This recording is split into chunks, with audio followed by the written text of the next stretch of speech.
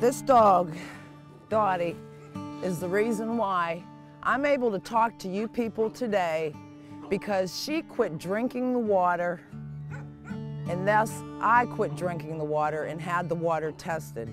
If it wasn't for her, none of us would have known the water was bad, and we would have all drank it. I said, what in the world are you guys using? Why is that water dark? And he said, oh, everything's biodegradable. And he said that, then I asked him, I said, why don't you take a cup and drink that? And he said, well, I can't do that. I said, well, you just said it's biodegradable. The way I got involved in this a year ago, I was sitting in your seat. I knew I had this stuff popping up around me. I didn't know how severe it was. My 2 dogs kept getting sick, and I kept taking them to the vet, and the vet said, we don't know what's wrong. It has to be something they're eating or drinking. I haven't had a say-so since November of 2007 when the gas companies come on the property. They've controlled my property, and whatever they've done to the property, they ruined the property, and I lost 25% of my business, of my cattle. I had to downsize for them to benefit. These people are angry about water. The water they drink, cook, and bathe in. Water for their animals. The water they need for their very survival. All I want is get us some good water. That's all I need. Settle this. They say the problem was caused by Marcellus Shale drilling, that everything was fine until the drilling started. And you can't drink it, and the animals won't drink it. You put a bucket of it down there for the animals and they won't drink it because it's just too salty. They know when there's something wrong with the water. Yeah. They know when they shouldn't drink it. Marcellus Shale is named for a town in New York State, where drilling for gas in the shale bed first began. The bed is rich in natural gas and runs from New York through much of Pennsylvania and as far south as Tennessee. Until recently, it was prohibitively expensive to drill for it. But a new drilling process called fracking has changed that. They then take millions of gallons of water, they mix that with sand and chemicals, and they pump that down the well so that they can fracture the shale, which is essentially a seabed. Energy experts say that Pennsylvania is a rich source of clean natural gas from the Marcellus Shale bed.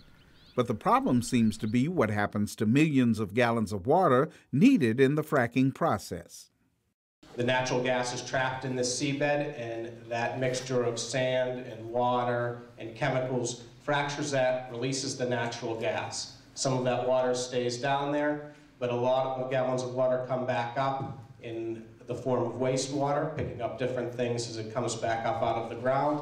And then they have to take that wastewater that comes back out, and they have to take that away for treatment. Here in the village of Ray, Washington County, Korean War vet Jesse Eakin and his wife Shirley say the well water they depended on for more than 50 years has gone bad.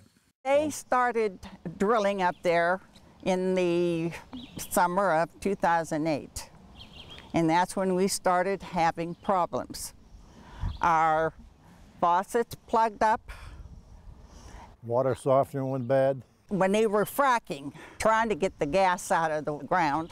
Their neighbor, Carol Jean Moten, who lives just down the hill, has experienced similar problems. Everybody in this community has sweats.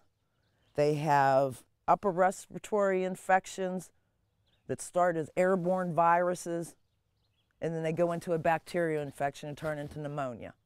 One of the guys just had a little baby, an infant baby, less than a year old, that's got a respiratory infection. We've been washing clothes with it. We've been bathing in it. We have problems. We have rashes. And when I went to the doctors, I have problems with this stomach. We can't use Clorox. Clorox foams up, sends some kind of fumes all over the house. OxyClean with Palmolive did the same thing at the dishwashing thing. The steam is worse than ingesting it. I can't even take a shower. I feel that my civil rights have been violated. I have a right to clean air, clean water, and to live on this land. Something has to be done for the whole town, not just for us. That school's right down the road a mile. They got well water. They better be looking out too. They got a lot of kids in that school. Somebody better be checking their water. Not far from the village of Ray is Terry Greenwood's farm in Daisytown. 19 years I never had no problems like this with our water. We had good water then. But in 2008, Terry's calves started dying. Some were stillborn or born with deformities. He took pictures to show it. That's one of the calves. My son was holding its eyes open. It was a stillborn one. Its eyes was blue. You can see how blue they are. And nobody can give you a reason for this, but what you suspect is the water. It's the water from them drilling and dumping it into the fields, and the mother cows drank it, and that's why all these calves died. That calf was dead too. It was a stillborn calf. They stay with them. They'll stay with them for a good day or a little bit longer. Then you got to take the calf away from them and that, because she'll stay there. She won't go eat or drink or nothing. Terry Greenwood sells his cows every year for beef, and his cows drank from that pond. Greenwood says that the DEP told him that since the pond water wasn't used for human consumption, there was no problem with his pond. Still, he fenced it off to keep the cows away. And I said, we sell our cattle for people to eat every year. This put an effect on our cattle and that, you know. But it's fenced off, the pond's fenced off, and the spring's gone, and we're still using the water buffalo. And DEP said everything's fine, but we have a farm with no water. I wanted to try to get certified to see if I could sell the fish out of the pond. One of Terry's neighbors is Ron Gula. His property is in Mount Pleasant Township. The land people come in, they lie to you, they don't tell the truth, and that's what really aggravates me and irritates me. And your life as you once knew it and the environment that you once knew is done. It's over. There are 2 gas wells overlooking Ron's homestead. Just come right here, take a whiff. Don't take a big whiff, just take a little sniff and back off. That's as close as I need to get. But that's the chemical that they put in that so you can smell things, isn't it? That's not mercaptan. Mercaptan's on a transmission line. Does that smell throughout the community sometimes? Sure. Woo. You think that doesn't build up? It was strong. Yeah, what is it?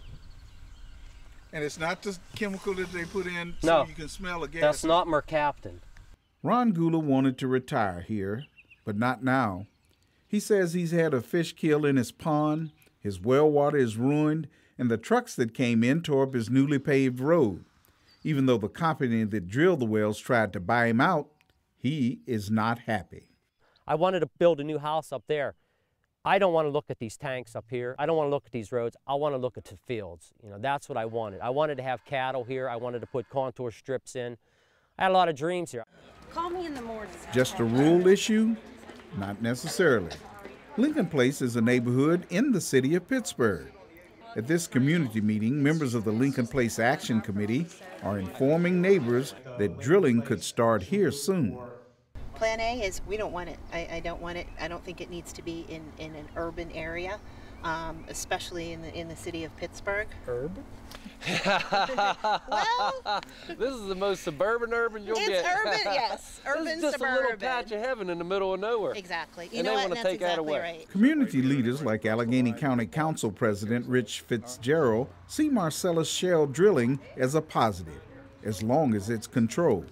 I think it's the biggest opportunity that Western Pennsylvania has had in decades. We've had a couple of decades, as we all know, of economic downturn. This is like winning the lotto. I mean, we now sit on, we're the Saudi Arabia of natural gas, and natural gas is truly the fuel of the future. Natural gas is homegrown. It puts our people to work, engineers, geologists, pipe fitters, etc. This Lincoln Place resident was curious about new jobs, so she went to a drilling site in Washington County to see for herself. We stopped at a place to eat there, Texas license plates. So, you know, we want to know where these jobs, if they're coming here, because I don't think that most of the jobs at these sites are going to be filled by Pittsburghers. It's important that the drilling companies and the DEP and the permitting process be proper. We just can't go willy-nilly polluting our environment. It needs to be done properly, but I think it can be done properly. We need the proper oversight that it can be an economic generator for this entire region. But not everyone who has experienced Marcellus Shale drilling is so sure. No farms, no food. That's what it comes down to. They don't care about you. The only thing they're worried about is gas, and water is more important than gas.